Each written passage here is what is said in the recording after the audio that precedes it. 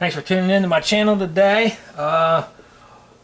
Unfortunately, I mean, there's some good news, but then there's some bad news. As you read from the title, I'm making a video for rest in peace to Tom Deeb, or Deeb. I'm not for sure exactly how you pronounce his last name, but he was the owner of High Point Firearms. He died last week. Not for sure what. I think it was just his health or whatever, but yeah, so I wanted to make a video, sending my gratitude to friends and family of this man. Anytime we lose somebody that's in the firearm industry,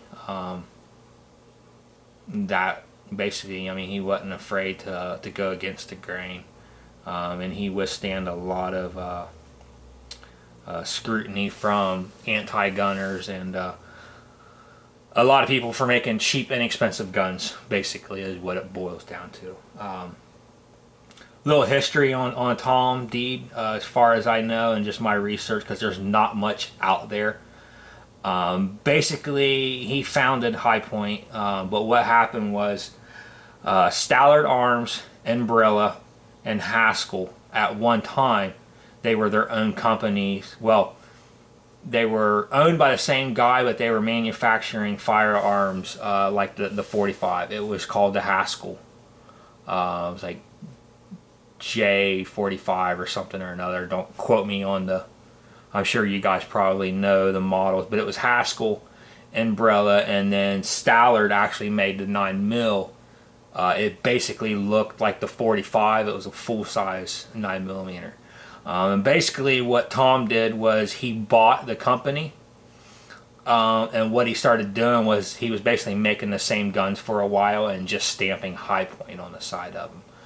And then he actually did, the new things in his line was actually the C9 and the CF380. And then not too long after that, I think he ended up switching the 40 and the 45 over to the polymer frame as well. And then he came out with all the carbines, was all his original designs. So basically he took a company that was not really going anywhere, and he basically bought it out, changed some things, and he basically grew it into what it was now.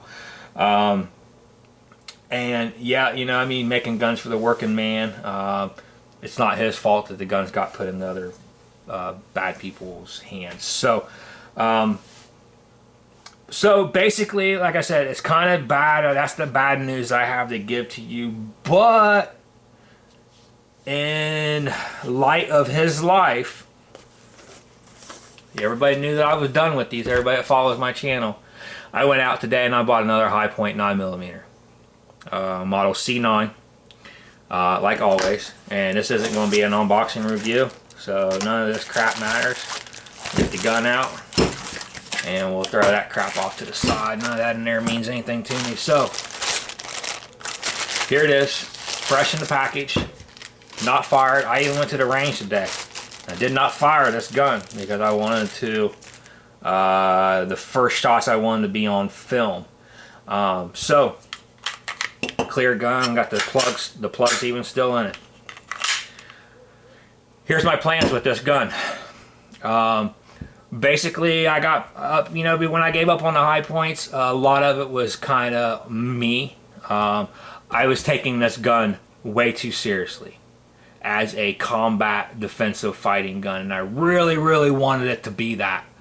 And it wasn't working out, man, and it just frustrated me to the point where I just threw my hands up and I was just done. I was just so done messing with it. Between the magazines, and then also I'd get it running good, and that'd be about 1,000 rounds. I'd have to replace the recoil spring out. So I was done. And a lot of my followers and my subscribers, they completely understood that. So that was a good thing that I did get some good feedback. Now, I did get guys that were, it's the internet. You get them, okay? They come. You got your guys that are in their mom's basement eating Cheetos, stealing the neighbor's Wi-Fi, and they jump on the internet and they're Billy the Badass. So, but it is what it is. But this time around, we're gonna have fun with this gun. I've been wanting to do it for a while. If any of you guys are big on YouTube, you know who Matt V20 is. Okay, well, you know he does all the torture tests to his Glocks. Well, he just bought the 380 a while back ago, and he's done some stuff to it, but he hasn't. I'm a big fan of Matt, and I've talked to him through comments and stuff, and he's actually a good dude. He's just trying to be entertaining, and guys take him way too seriously. But I'm going to give him full credit for the ideas, okay? But I'm going to kind of ride off of some of what Matt V20 does. I'm not going to do food, though. I'm not doing food, but I'm going to do realistic torture test to this gun. I am up for suggestions, as long as it's, you know, not stupid, dumb shit, guys. You know what I mean? I'm not going to drop it off of a building on the concrete. I'm not going to do, well, I might towards the end. But my first test, because this is unfired, my first test, I'm going to season the gun. Basically, where I'm going to soak it in a tub full of motor oil, pull it out, and put shots through it, and I'm going to treat it like a cast iron skillet, shall we say. So that's going to be the first torture test. I am going to do basically an over lubrication test to find out if the gun will run. I will be cleaning the gun in between tests, so that way the following tests don't interfere with the next test.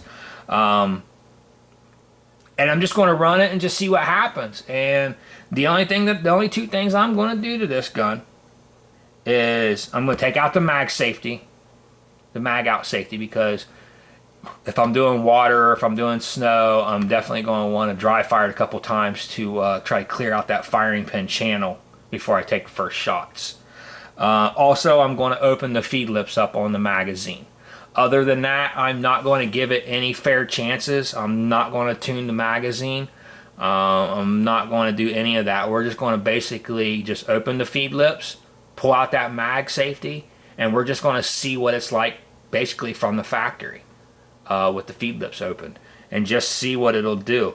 Now after that, I have some really cool gunsmith modifications that I'm going to do after I'm done with this little series of videos. So like I said, please leave a comment. If you leave me a comment that I wind up using, I will give you full credit for it. I'm not a light stealer here, so I will give you full credit. And yeah, we're gonna have some fun with this. So like always, thanks for watching. Stay safe. I want you to be performance driven and demand greatness in life. And like always, guys, thanks for watching.